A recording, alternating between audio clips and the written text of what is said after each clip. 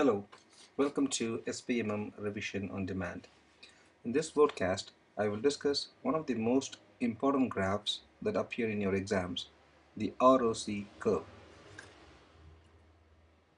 ROC stands for Receiver Operator Characteristics Curve. This name comes from one of its original use in radar technology. In evidence-based medicine, ROC curves help to communicate the performance of diagnostic tests. You may know by now that diagnostic tests are generally assessed using a cross-sectional study design. ROC curves help us to see the trade-off between sensitivity and specificity. From an ROC curve, we can determine the best cutoff point that offers an optimum balance between sensitivity and specificity. We can also assess the overall accuracy across all possible cutoff points. ROC curves of two or more tests plotted together helps us to compare and determine the test with a better performance. To draw an ROC curve, you need two sets of values.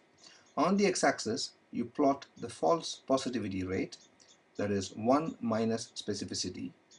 On the y-axis, you plot the true positivity rate, that is the sensitivity. Let us now look at the anatomy of a typical ROC curve. Y-axis represents sensitivity. X-axis represents 1 minus specificity.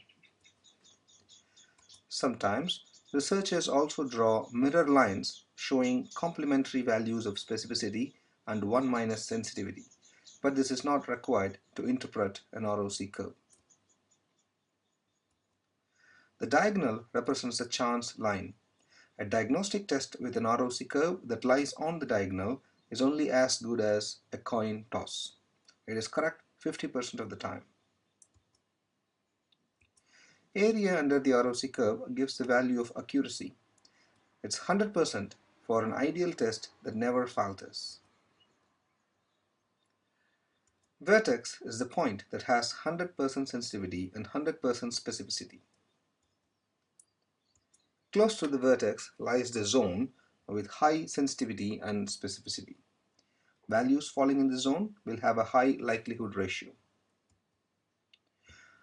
Optimum cutoff is indicated by the point where the ROC curve bends sharply. In other words, the knee or the elbow of the ROC curve gives the optimum cutoff point. It is not always easy to identify a single bend for the optimum cutoff. In the ROC curve shown here, you can see that there are two apparent bends, one at the value of 10 and the other at the value of 13.5. Which is the optimum? Vertex is shown here. Draw straight lines from the vertex to the 2 points. The point that is closest to the vertex with the shortest connecting line is the optimum cutoff point. In this case, the line connecting the vertex and the point representing the value 13.5 is the shortest line, so this is the optimum cutoff. An important aspect of drawing an ROC curve is the computation of sensitivity and specificity values. Imagine a scale with scores 1 to 10. You are administering the scale to 100 individuals, of which 50 are known to be ill and the other 50 are well on the basis of the gold standard test. You observe the results as shown here. The scores achieved by the individuals vary from 1 to 10, and for each cutoff point between 1 to 10, there are both ill and well people that test positive. Consider the scores of 6 and above. In total, we can see that 44 ill and 14 well people test positively for this cutoff. We can derive sensitivity and 1 minus specificity values for this cutoff. I have worked out in this example a value of 0.88 for sensitivity and 0.72 for specificity. This gives an 1 minus specificity value of 0.28. In a similar fashion, we need to compute the sensitivity and 1 minus specificity values for all the 10 cutoff points from 1 to 10 in order to draw an ROC curve. One of the best uses of an ROC curve is the ability to visually compare the performance of two or more diagnostic tests. In general, the test with the ROC curve that is furthest away from the chance line is the best performing test. The closer we move towards the chance line, the poorer the performance.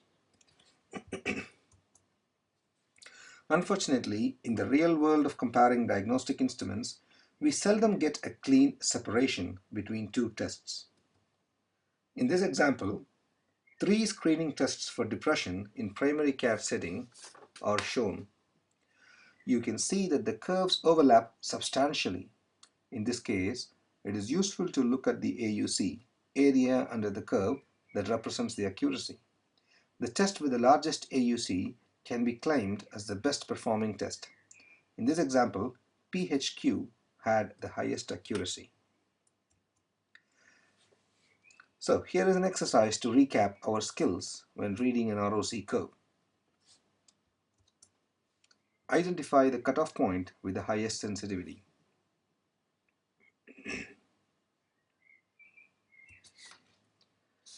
Of all the marked points, 4 millimeter point has a sensitivity close to 1. This is the cutoff with the highest sensitivity. Identify the cutoff point with highest specificity. Of all the marked points, 25 millimeter point has the lowest 1 minus specificity score, which is close to 0. So it must be the point where the specificity score is the highest, close to 1. Identify the optimum cutoff. The elbow or the bend occurs at the 10 millimeter mark. This is the optimal cutoff.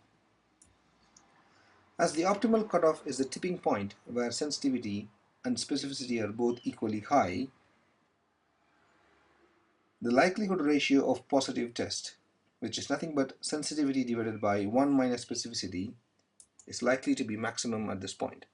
So for the question, the cutoff with the highest likelihood ratio of positive test, we can again choose the answer 10 millimeter point. Now, it's time to ask yourself a few questions.